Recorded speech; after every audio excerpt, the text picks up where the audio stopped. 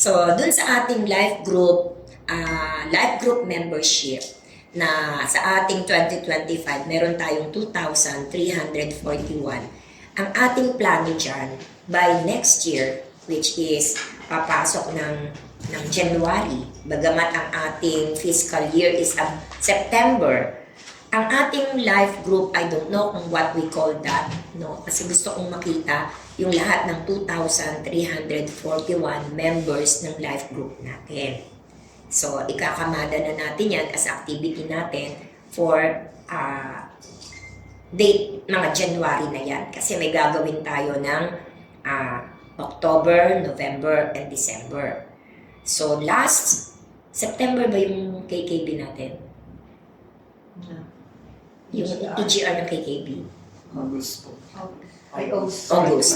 So, yung August kasi, yun yung una nating in-approach, which is the KKB. August. Tapos, by October, ito yung men's network na magkakaroon din tayo EGR for men's. And then, by November, YAN. And by December, women's. So, nakakamada tayo doon. Kaya kahit na ang fiscal year natin is September, meron na tayong calendar of activity for the next fiscal year. And that is the formation of the networks. Ang purpose natin dito is ma-reach natin ang kabuuan ng demographics ng ating churches. So, we start with our membership. So, doon tayo magsisimula sa membership natin. Through what? Sa pamamagitan nitong ginagawa natin na sinampol na natin yung KKP. So, ang magiging proseso na natin ng evangelism and discipleship, yung Great Commission natin will be evangelize and disciple, is ito na yung magiging proseso natin. So, what will be the process? No, ang process, EGR. So, lahat ng mga baguhan at mga members natin na hindi pa nakakapag-EGR ay ipapasok natin sa encounter with God. And then, i-customize natin na para talagang meron silang mga focus sa pamamagitan ng KKB, men, puro lalaki lang, women, puro babae lang, YAN, puro YAN lang, ang ating gagawin. I'm planning for children din sana eh. Iniisip ko, pwede rin children, ang mga ages na i-group natin ng ganito, ages 10 pwede na, no? Mga 10 to 12. Pwede rin tayong mag-groups ng mga 10 to 12 kasi parang medyo kaya na nilang mag-groupings sila. So, ang proseso natin, pasok sa AGR, group by quadro na trio. Because kailangan natin ng isang leader na mag-aasikaso doon. So, kung magsasample ako sa kabataan, dahil nakapag-EGR na tayo, the process will be like this. Nag-EGR yung mga kabataan natin, ginupo natin sila by 3, kami by 4, kasi meron kaming leader na inilagay doon. And then after the encounter retreat with God, they will go in the process ng You've Got a Friend, which is designed for their maturity. So, i-discuss nila yan every day. And then, weekdays, meron silang post-encounter, SOL1, SOL2, SOL3. So, ito na yung ating magiging sistema ng multiplication of our leaders. So, etong mangyayari nito sa KKB, bawat churches should at least have 12 KKB leaders. So, you should form. Dun sa mga leaders nyo, mag-ay kayo. Kaya sana maka-encounter retreat sila para makakita nila yung proseso. So, you form 12 leaders ng kabataan. Pag-form ng 12 leaders ng kabataan, ito sana yung gawin nyo kasi kami, meron na kaming leader talaga ng kabataan kaya hindi ko na nagawa. Tingnan nyo yung demographics ng churches nyo. Anong klaseng kabataan ang kailangan nyo to reach the other kabataan of your churches? Example, mga nasa school, kabataan yon. You should have leaders na nanggaling sa school. Out of school youth, baka may mga kabataan na out of school youth. Yung mga, halimbawa, kabataang mga honors, no? Baka meron tayong mga kabataan na cum laude di ba tawag doon? Valedictorian, salutatorian, ano? With honors. So, kuha kayo ng kabataang with honors. Tapos, yung kabataan na halimbawa ay mga, ano tawag doon, yung mga nagbabasketball, mga athletes. Kuha kayo ng mga kabataan na athletes. Ano meron kayong kabataan doon sa church nyo? Kasi kapag ang nakita ko, kapag ang kabataan, basta active lang nilagay natin. Pero yung kanilang kapasidad is hanggang dito lang. Di ba? Naa-attract mo yung katulad mo rin. Kaya hindi natin nakukuha yung ibang mga kabataan na may mga ganong achievements ba, matatawag yun or what. Kaya aralin nyo ang demographics ng kabataan nyo. And then choose a leader na pwede nating ilagay doon to complete your 12. So, 12 kabataan. And same with men, women, KKB, YN. Same with that. Ang principle ng pagkuha ng 12, not necessarily leader siya. Katulad ng men's namin. Sabi kong ganun, kumuha kayo ng men's. Eh, di ba may couples? Kaya sabi ko, hinati ko nung una, 6 na men, 6 na men from couples. Eh nakita ko medyo nagdadalawa sila, dalawa kasi leader na yan eh. Nagdadalawa sila, nagdodoble sila ng pangalan. And then, suddenly, ni-reveal ng Lord sa akin na kung eto lang, ini-imagine ko, ang mga men's nakikilo sa amin, kahit 12 sila, hindi nila matatarget yung iba kasi may mga iba-ibang category na demographics ang ating mga men's network. So, inisip ko lahat kung ano meron sa mga men's network. Una, kapag men's network ka, para walang conflict sa couples, kapag men's network ka, ang ginawa ko, mga single men lang. Single men lang sila o kaya mga lalaki na ang couple nila, asawa nilang babae is not yet born again. Pero kapag mag-asawa, born again na, uma-attend na, hindi sila dito sa men's, hindi sa couple sila. Kaya sabi ni Grace sa akin, paano po yung gustong-gusto niya sa couple, ayaw lang ng asawa, women siya. So, ganun yung magiging category natin sa men. Pero, pagdating sa men, pwede natin i-categorize ang men's natin. Yung mga men na professional, yung mga men na single na byudo, yung mga men na wala pa talagang nagiging asawa. So, hanap ka ng 12 category ng men's na yan. Nasa church mo, merong ganong klase. Halimbawa, engineer, mga engineer professionals, ganyan. O FW na men, o kaya ganito. Para makater natin kasi silang lahat. So, not necessarily yung leader na kaagad sila. Pero because of their status, they can attract the same status na meron tayo sa church natin. And in that way, meron tayong chance na mag-grow sa lahat. Kasi kapag ganitong klaseng men's lang ang kinuha natin, hindi nila maaabot ang mga engineer, hindi nila maaabot ang mga OFW, sila lang din. Kaya, tingnan natin kung sino lahat yung mga men's na yun. Diba, men's na talagang nasa bahay lang, kunin mo siya. May men's na tambay lang, edi kunin mo siya. Makukuha niya puro mga tambay, makukuha niya puro nasa bahay. Pero may men's na professional, kunin mo siya. Kasi yun naman yung makukuha niya. Kasi hindi pwedeng maging leader ng tambay ang professional.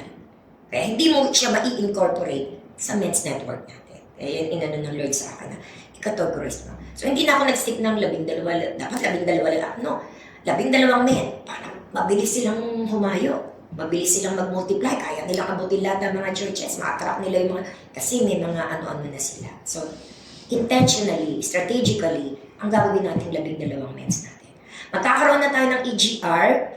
Dapat by October 24, nakita mo na yung at least yung 12 na yon na tinatarget yung men's, ipasok nyo na sa EGR. Ipasok nyo na sa EGR. And they invite ng mga iba pang mga men's. Pero yung inaay mo na 12 na yon, same with women, same with YN, yung inaay mo na gano'n na 12 men, kailangan by EGR, mapa-attend na natin sila with other invites from the congregation natin. Or asawa ng mga uma-attend sa atin, tatay ng mga uma-attend sa atin, kapatid ng mga uma-attend sa atin. Same with the principle na ginawa natin sa mga KKB natin. We focus on our family muna, spiritual family. So, ganun din. After ng encounter retreat with God, lalabas sila, may grupo rin silang 3. So, ang topic naman nila is iba kesa sa KKB. Dahil ang itatarget naman natin sa kanila, yung kanilang spiritual life going through maturity, being men of God. So, yun. Same principle with the women. Kung ano yung sa women, ganun din ang principle sa women. Ngayon, with regards sa couples, sa couples naman natin, binigyan ko na rin sila ng 12. No? Sige, maghanap na rin kayo ng 12. Kasi may mga category naman ng mga couples. Category number 1, yung mga couples na kakakasal lang hanggang 2 years. Hindi mo sila pwedeng i-join sa mga couples na matatagal na. So, hindi mo makukuha. So, find a leader ng mga couples na kakakasal lang hanggang 2 years. And then, couples na nakasal na ng 3 years to 5 years, pero walang anak. And then, couples na nakasal na 3 to 5 years, may family na. And then, couples na medyo matagal nang kinasal. And then, couples na mga senior couples na magkasama pa rin silang 2. So, hanap ka ng 12 na kung anong couples na makita nyo ganyan. Dito naman sa men, oo, hindi naman ikaw gagawa lahat yan eh. May leader kami. Attendin namin sa daan lang eh. Eh di kung ilan lang, hindi mo naman kailangan 12. That's the principle, 12. Pero kung hindi mo kailangan at hindi mo naman makikita na ito lang attendee namin, hanggang dito lang ang namin, eh di do it. Kasi nasabi ko, yung katapusan na, no? 12, no? Kasi from the 12, diyan ka ngayon magpapalago. Kung ikaw nagawa mo 6 pa lang, move mo sa 6. Until such a time na TGR, ganito, tapos nagdagdagan mo ng 12. So we move according to the capacity of our churches. But the principle is, let's give them a 12 now. So, yun. Tapos ngayon, sa women, sa men's, may another category pala yung mga senior men. May mga men's na single, women na single, mga byuda na single, na matatanda na. So, dapat nakaganon sila. So, men, women, couples, same principle. EGR, tapos quadro, everyday, sharing, meron na silang accountability partner, and then, papasok sila sa post-encounter, ganyan. And then, sila mismo na nag-undergo ng ganyan, next batch, next year, sila naman ang mag-i-invite ng mga friends nila, ng mga ano nila, para ang EGR natin, dire-diretso. That will be the cycle ng ating multiplying disciple. Sa YAN, same principle. Okay? Same principle yung YAN natin. So, titingnan din natin. Nagre-record ako.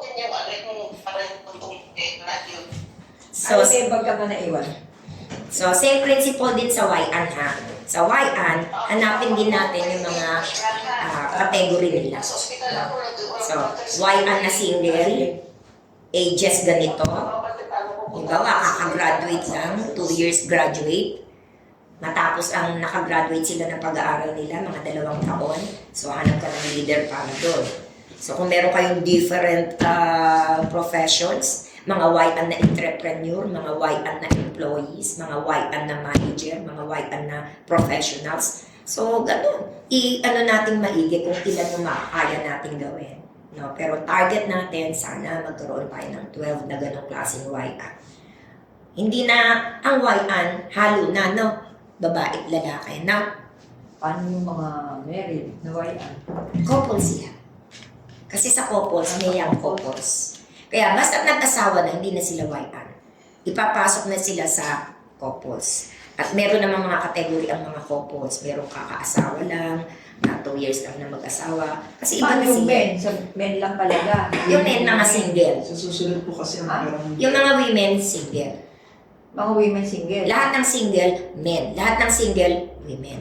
sa next Basta may asawa, couple. Pag Senate senior, couple din. Hindi. Senior, kung senior ka, na wala ka ng asawa, namatay na, pasok ka dito sa Okay. ano. Kasi hindi mo pwedeng dalhin sa couple ang hindi sila pareho. Hindi kaya nga, ibig sabihin, ang senior na married, buo pa sila, nasa Couple. couple. Senior Tapos couple basta yun. single, widow, nasa men, nasa women, matanda ang men. Yan po sa reporting po natin dito kay patungo po tayo dun sa categorization ng demographics na children, youth, adult, senior citizen. Okay lang yun. Ha? Yun na po Babaguhin yun. po. Yun na naman? Pero okay lang yun. Tapos Don't yung worry mga about life that. group naman po ay yung katulad po nung dati po na may Yeah. couples, may single, Okay lang yun. patungo po tayo doon. Okay lang yun. So, no problem with that. Yun po yung... Kasi that's huwag kayong malito doon, ha? Kasi hindi tayo dapat malito doon. Demographics lang naman po yun for for Life grouping. age. Oo. Yung sa demographics po na membership natin ay depende po sa age yun. Okay nga. So, yung sinasabi ni Dennis is reporting system. Yung sinasabi natin is the system na gagawin natin in evangelism and discipleship. Okay? So, kahit ano pang gawin nila ng mga category, it doesn't matter. Hindi yun makaka-apekto. Kasi sa mangyayari sa atin sa NIX, halimbawa, kung meron tayong mga ano dito, yung pag-report ng mga ganyan, di ba, ginagawa nila Alex? Di ba? Alex, ano po? Pampanga, di ba? O kung ano yung inaano nila, ginagawa nila, inaayos na lang nila sa reporting para mag-fit sa MIS natin. So, no problem with that. Ang mahalaga, maalagaan natin maigi yung mga tao, mag-multiply tayo, at yung mga tao na papasok sa atin will become disciples. Then, sa ating mga reporting system, madali na natin gawin yan. Makakadampot na tayo ng mga ano, ito category niyan, ito yung age niyan, ito yung life group para dyan. So, madali na lang. Okay? So, iyan yung ating magiging life grouping. Ang isang iniisip ko rin, yung sa children naman natin. Kasi from the children, napakagandang naalagaan ang children para pagpunta ng KKB, okay na sila. Kaya yung children, siguro, 10 years old to 11, baka idagdag natin yan. 10 years old to 11, magkakaroon sila ng mga groupings din. The principle is, lagi tayong may groupings, lagi tayong merong quad, ano ba tatawag natin dyan? Accountability partners. Made of 4, gawin na natin 4, not 3 na, no? 4 na because para life group na sila. So, magiging 4 na yan na maaalagaan iyon. Now, what is the key for this success? Number 1 is consistency. Kaya, number 2 is monitoring. So, kailangan consistent sila na you've got a friend. Kailangan close ang monitoring natin. And then, yung pointing system natin. So, iyan, I think, that will give us success. Kaya yung mga leaders, kailangan din, medyo lagi natin inaano yung mga kinuha nating leaders kasi sila yung gagawa. Example, ako sa KKB, ang monitoring system, ipinamahala ko na sa mga leaders. You will be the one to monitor. Paano yung multiplication process po nun? You've got a friend. Ano ba kayo you've got a friend? You've got a friend. So, halimbawa, di ba, kung wala pa kayong nakaset up ng mga leaders talaga sa You've Got a Friend, kayo ang gagawa. Halimbawa, yung sinasabi ni Dennis kanina, na yung 3 na umattend, kasi naka-group na gano'n no? Wala kayong napa-attend na leader ng ganito. So, yung 3 na yun, lagyan nyo na isang leader na worker na walang life group. So, maano natin ngayon dito sa ating reporting na every worker is a life group leader. Kaya kung halimbawa, ilan kayo? 21 divided by 3, 7. So, kukuha kayo ng 7 na kabataan na leaders nyo na ilagay nyo na doon sa ano nyo, sa 3 na ginrupo nyo. So, magiging 4 na sila. So, yung mga walang life group leader nyo pa lang, iyon ang bigyan mo ng leader nito. So, nakadagdag ka ng 7 life group ng next year. Next ano na yan, reporting. Ngayon, September reporting. Nakadagdag ka ng 7 life groups sa KKP. Paano po sila mag-multiply sa life group? Mag-multiply sila sa life group by inviting friends. Pero once na nag-invite, halimbawa yung 3 na yon, no? You've got a friend, nagpo-post encounter, SOL. So sila, in-encourage natin pointing system na mag-invite sila ng mga kaibigan nila, dalhin nila sa youth service, di ba? And then we will schedule next year ng mga dates ng ating mga encounter for encounter retreat. Kaya tayo next year, puro encounter retreat tayo. Kaya we need to develop team ng encounter retreat ng KKB, encounter retreat ng ganito, we need to develop teams para kung magsabay-sabay sila, kaya nilang gawin yun ng sabay-sabay. Kaya, ang multiplication nun is, yung tatlo ang mag-i-invite ng kaibigan nila. Not necessarily tatlo, pwede sila maka-invite ng 10, 20, need to EGR. Kaya halimbawa tayo, no, nag-set na tayo, itong EGR natin. Tapos may pointing system tayo. O lahat ng in-invite nyo, encourage na natin na magkaroon ng umattend ng EGR. So excited sila. That is the multiplication. Yeah, kung magmumultiply yan, halimbawa kayo, 21, 7 leaders. Yung 7 na yun, nag-invite din sila. In-EGR natin. O another, ano yan. Hindi na po sila mag-merge dun sa original 7 na group. Kami minerge namin. Kasi pas, di ba, pag ang tinitingnan nila, divide yung attendance to the number of live group. Lalabas kung ilan talaga per live group. Ganun po. So, bali po ang mangyayari, na-invite nila, sasama nila doon sa group nila. Yung next batch, Opo. okay, sasama na nila sa group nila. Tapos yung mga ibang leaders nyo, di ba 7 lang kayo, eh you need another 7, 5. You need another 5. So you encourage the other leaders na mag-invite sila para makapag-form sila ng another group, 5. So ang multiplication nun, pag ganun. Next, yung in-invite nila, iilalim na nila dun sa kanila. Doon pa lang po mag-perform Pero meron ka ng 7. Sa San Gabriel, ay sa Santo Tomas, because of the starting point ng 7 ng na-form yun na group, meron ka ng 7 life group ng KKB. Tita Ani, ilan kayo? 40. Ng KKB nyo na pinadala? 49? Hindi, Ah. 27 ba? 7. O 27 divided by 3. 9? 9. O 9. Lagyan mo siya ng tigitigisang leader. So, meron na kayong na-form na 9 life groups ng KKB. Tapos, next batch, sila, suppose encounter, tinuturuan naman niya mag-invite eh. And with the pointing system natin, mapupwersa sila na talagang na-encourage sila. Kasi nalalaglag, hindi binabantayan ng leader. Ako, Pinabantayan eh. sobra ako. Meron akong GC ng talagang mga nag-EGR. GC ng mga life group leaders na inilagay ko sa kanila. 12 sila. Once, lagi ako nagmo-monitor sa kanila. Monitoring is the secret. So, you cannot do that.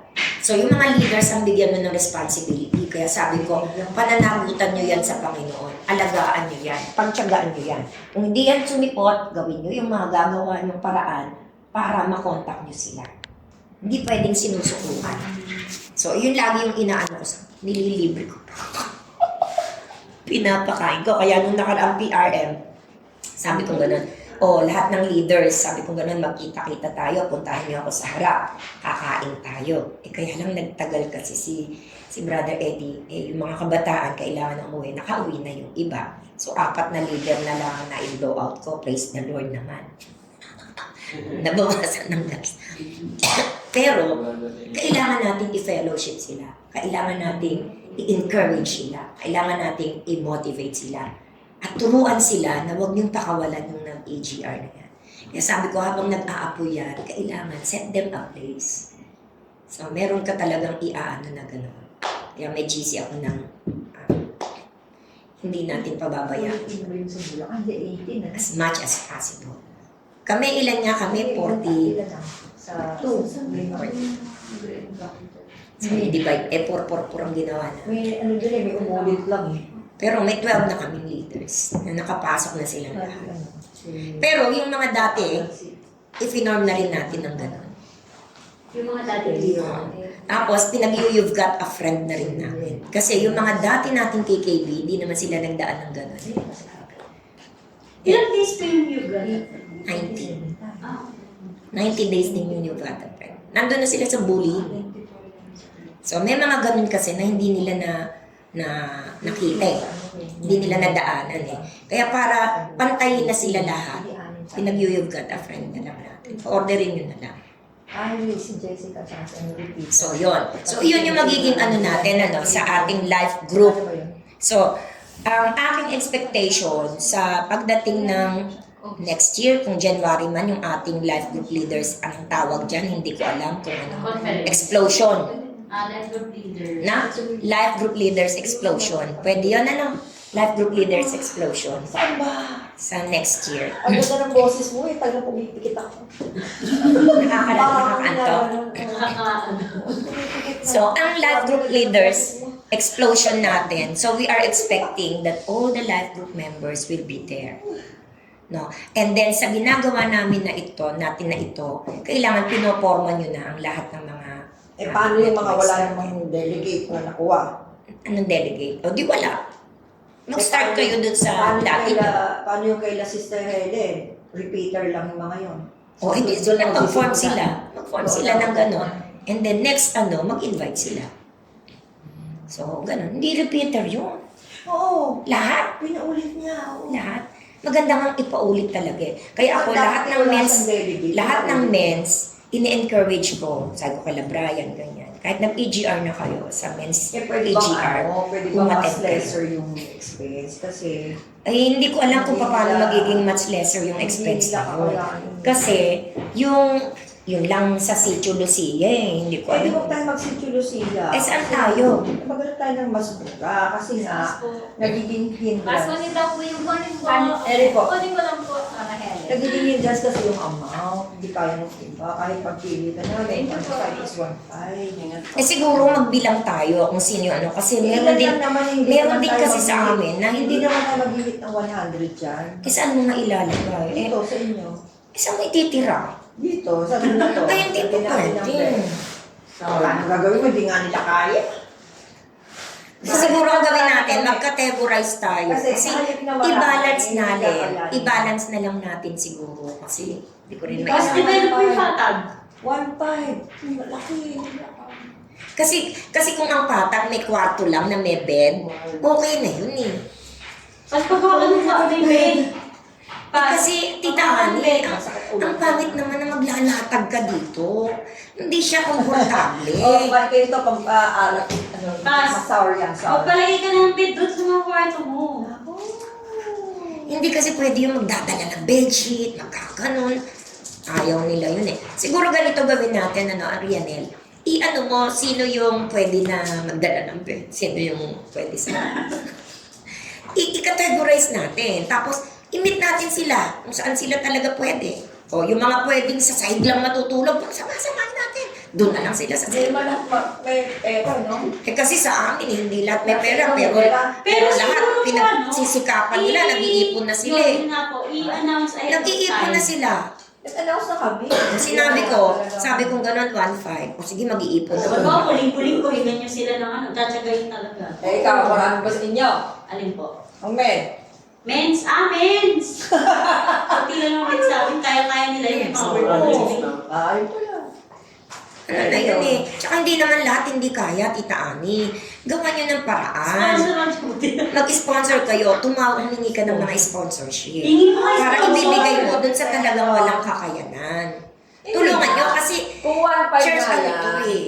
hindi kami makakapangako ng maraming attendee. Okay, kung ano lang, kung sino lang yung yung pangakaya. kakayahan. Ganito gawin natin. At Rianel, gumawa ka Ayan ng dalawang lang. group. Tita Kay, nakakapanghinayang naman at because of that, hindi pa natin sila Eh kasi tita, hindi rin naman natin pwedeng gawin na yung mga lalaki natin, na, lalo sa amin, na hindi naman sanay mahiga sa mga Eh, ganyan. di ba ang Eh, principle na ng AGR is sacrifice? hindi Servanthood. natin makakayang ganun, tita. Kaya yun. Di ba, Jasper? Kayo makakakuha, kami Jasper. hindi. Alin po? Servanthood. Eh, yung pahigay sa sahig. Hindi ganun sa... Eh, hindi ganun sa Ako amin. mag-explain. Hindi pwede. Ako mag-challenge. O, challenge mo Tsaka ang na. problema ko dito po CR. Mm. Paano CR? sila maliligo? Ba, Kasi sa labas, bubugahan sila. Oo, di ba? Tapos sa batag din. Oh, sabon na. Ang problema, CR. Ano ba Sabon na naman na lahat. yun? Huwag ganun. Huwag tayong magkano ng ganun. Pagsikapan nila yung ikabubuti ng buhay nila. Layo Ikaw pa dahil yan. hindi ka Mag-iipon na salita. sila. Huy! Hindi, ganito na lang para huwag tayong ma-stress. Pare-pareho tayong mga matatanda na. So let us just offer. Kung sino lang yung gusto at yung mag-ano, edi sila. Ngayon, yung mga hindi kaya, let's make another batch. Oh, okay. Ito po, batch na ganito. Ang encounter retreat sa Patag. Magdala kayo ng beddings nyo. Magdala kayo ng ganito nyo. Ito po sa Sitio Lucia. Oh, ganito po ang registration fee ng Sitio Lucia. Give them alternative. Ito po registration fee ng Sitio Lucia. Ito po registration fee ng Patag. Di ba nakuha ko ng 1,000? 100 kasi yung mahigit. Ay, hindi ko alam ngayon. Kasi Magtatanong kung ako. halimbawa 50 lang yan, 40. Kaya nga 1,500 para safe tayo. Aba, marami ka pang expense. Pagkain. Eh, di ba kasama po dun? Kasama ang pagkain doon, kasama ang accommodation doon. Wala na pong iisipin doon. Oo, wala na. Oo. Yung mga candy-candy nyo na lang sa pagkain. Eh, magkano na lang yun? Kasi kasi si Sarelin ang gusto din ganun, ayaw niya na marami intindi-intindi. Magluluto ka, mag-aakot ka, dadalhin mo dito, gaganito yun. Ay, yun. Hotel ka, 1,500. Yan natin sa mga tao. Hotel and accommodation yun, all the food and the napakiusapan ko eh. Kailangan lang retratin ko kasi huwag magbago isip. Pero ang sinabi ko doon, 100. Pero pag hindi, kaya naman nating barasuhin. Denise, ilan sa'yo? Babarasuhin ko na lang. Hindi ko may papangako, pero pwede namin. So, basta i-announce na lang natin yan, tapos ano natin. So, ang inaano ko, hanggat maaari, sana i-ano nyo para nakakamada tayo for next year. Announce mo na nga yan, encounter na yan. Kasi ang aking vision, no? Ang aking vision at ang aking prayers, matapos natin tong mga EGR na to. Tapos, kasi pag natapos natin yung EGR na to, naka-format na tayo ng mga